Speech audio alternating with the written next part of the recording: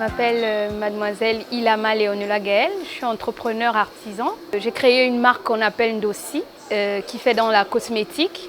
Et donc mon produit phare, c'est le gommage.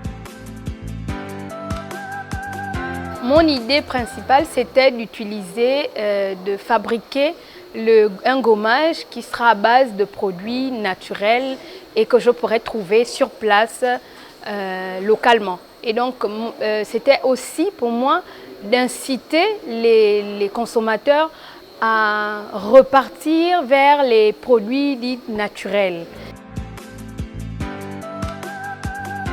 Les premières difficultés, déjà, c'est au niveau de la matière première. Et puis, il y a certains produits qui sont saisonniers et également au niveau financier. Parce qu'un entrepreneur qui commence, le premier problème, ce sont les finances et ce sont les moyens de production, donc les machines.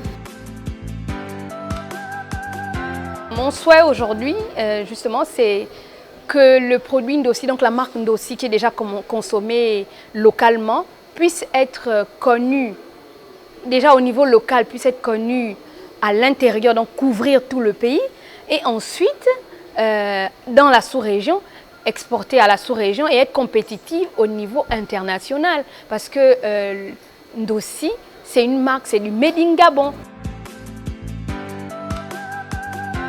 C'est pour moi déjà un privilège parce qu'au sortir de cet atelier, il y a forcément des relations qui se sont tissées. Et ce que je souhaiterais davantage, c'est que ce genre d'atelier perdure. Je pense que le gouvernement devrait porter plus l'accent sur la valorisation des jeunes en mettant des mécanismes qui pourraient favoriser l'accès aux jeunes au niveau de l'amélioration par exemple de leurs projets tel que celui que j'ai actuellement, donc faciliter les démarches administratives au niveau de la certification des produits, la facilité au niveau des banques. Le gouvernement devrait également mettre en place au niveau scolaire, déjà donc les classes du primaire, mettre un programme plutôt qui sera fondé sur l'apprentissage de l'agriculture. Aux jeunes qui n'ont pas encore, pour certains, commencé à avoir un projet, et ceux qui ont déjà des projets et qui ne se sont pas encore lancés, ce que je peux vous dire déjà en matière d'entrepreneuriat, c'est que ce n'est pas facile. La réalité, c'est que ce n'est pas facile. Mais on va dire que moi, je parle toujours de moi, hein, parce que c'est au moins une expérience vraie.